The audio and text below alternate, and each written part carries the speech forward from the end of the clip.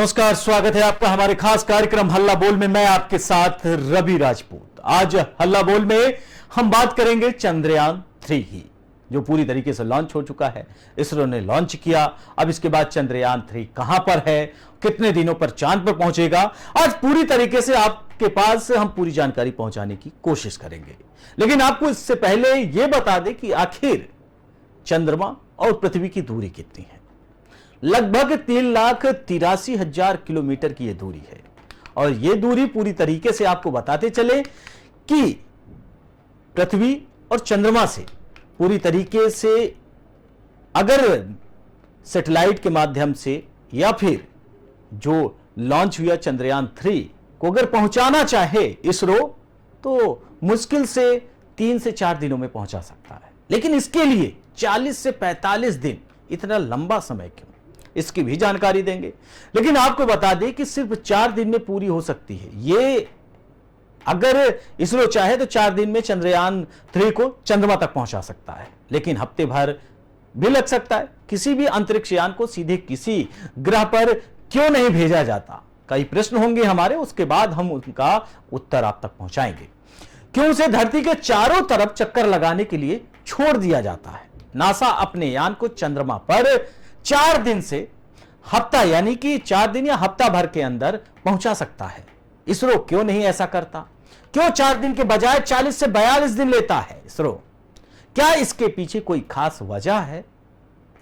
पहली बात तो यह कि धरती के चारों तरफ घूमकर अंतरिक्ष यान को गहरे अंतरिक्ष में भेजने की प्रक्रिया सस्ती पड़ती है।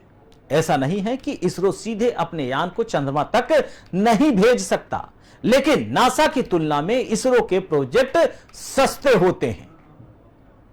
यह आप समझिए कि नासा, जो अमेरिका का एक संस्थान है, जैसे हमारे यहां इसरो है वैसे अमेरिका का नासा है, वही किफायती है। आपको बताते चले कि मकसद भी पूरा हो जाता है। इसरो के पास नासा की तरह बड़े और ताकतवर रॉकेट नहीं है जो चंद्रयान को सीधे चंद्रमा की सीधी कक्षा में डाल सके। ऐसे रॉकेट बनाने के लिए हजारों करोड़ रुपए लगेंगे। चीन ने 2010 में चंगाई मिशन 2 चंद्रमा पर भेजा था, यह 4 दिन में चांद पर पहुंच गया था। चंगाई मिशन 3 भी पहुंच गया था, लेकिन सोवियत संघ का पहला लूनर मिशन लूगा 1 सिर्फ 36 घंटे में चांद के नजदीक पहुंच गया था।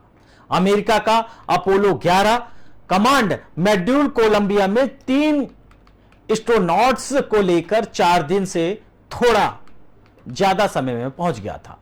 चीन, अमेरिका और सोवियत संघ के पास इस अंतरिक्ष यानों के लिए बड़े रॉकेट्स का इस्तेमाल किया गया था, यानी कि जिन रॉकेट्स का नासा ने उपयोग किया था उन रॉकेट्स का हमने उपयोग नहीं किया, यानी कि इसरो ने उपयोग नहीं किया।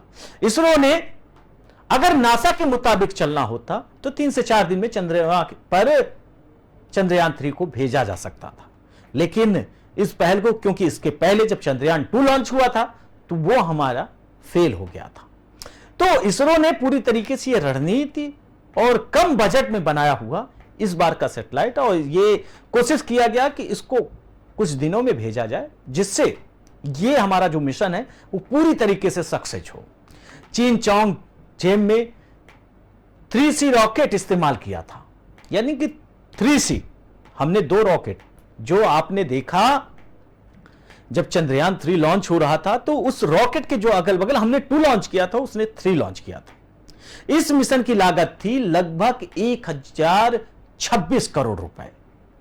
वहीं स्पेसएक्स के फाल्कन 9 रॉकेट की लॉन्चिंग की कीमत लगभग 550 करोड़ से लेकर 1000 करोड़ तक होती है, जबकि इसरो के रॉकेट की लॉन्चिंग कीमत लगभग 150 से 450 करोड़ तक होती है।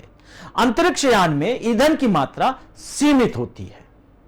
जो रॉकेट जाता है उसमें ईंधन होता है, उसकी जो मात्रा होती है वो सीमित होती है, टाइटेरिया बना होता है। जैसे हम गाड़ी में पेट्रोल भराते हैं कि 2 लीटर हमने भरा लिया, इसका मतलब है कि 70 से 80 किलोमीटर तक गाड़ी जाएगी। वैसे जो पृथ्वी से चंद्रमा की दूरी है, उस दूरी के मुताबिक है ही उसमें ईंधन डाला जाता है। इसका इस्तेमाल लंबे समय तक करना होता है।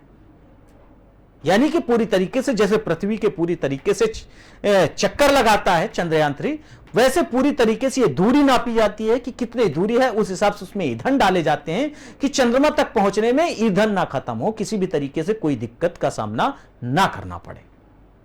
वह सीधे किसी अन्य ग्रह पर नहीं भेजते क्योंकि इसमें सारा ईंधन खत्म हो जाएगा। अगर चंद्रमा से पहले यह पता चले कि हम इस ग्रह पे भेजें फिर उस ग्रह, तो इतना भी उसकी कैपेसिटी नहीं होती कि जिससे उसका ईंधन बचाया जा सके, फिर वह अपना मिशन पूरा नहीं कर पाएगा। इसलिए धरती के चारों तरफ घूमते हुए कम ईंधन का इस्तेमाल करके यान को आगे बढ़ाया जाता है।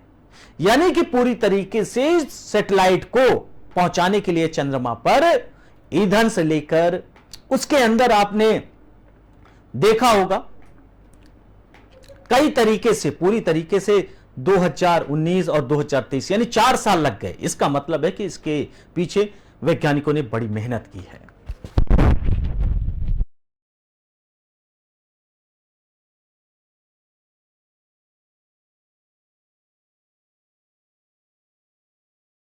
कि चंद्रमा पर अगर भारत का यह मिशन सक्सेस होता है तो यह बड़ी कामयाबी होगी, विश्व की नजर है।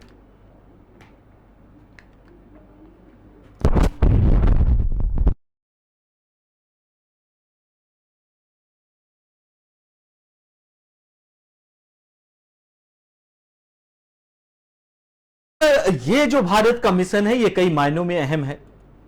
इस पर नजर नासा की है, इसरो ने इसको पूरे बनाने के लिए 4 साल लगाए हैं। भारत की पूरी तरीके से इस पर अच्छी, भारत सरकार ने कम बजट में इसे बनाया है और ये विश्व के लिए एक उदाहरण बनेगा। फिलहाल चंद्रयान लॉन्च हो चुका है, पृथ्वी के कक्षा में घूम रहा है और 40 से 42 दिनों बाद ये चंद्रमा पर पहुंच जाएगा। आपको चंद्रयान-3 से जुड़ी हर एक जानकारी हम पहुंचाएंगे अपने इस खास कार्यक्रम हल्ला बोल में। फिलहाल तब तक के लिए मुझे इजाजत दीजिए। नमस्कार।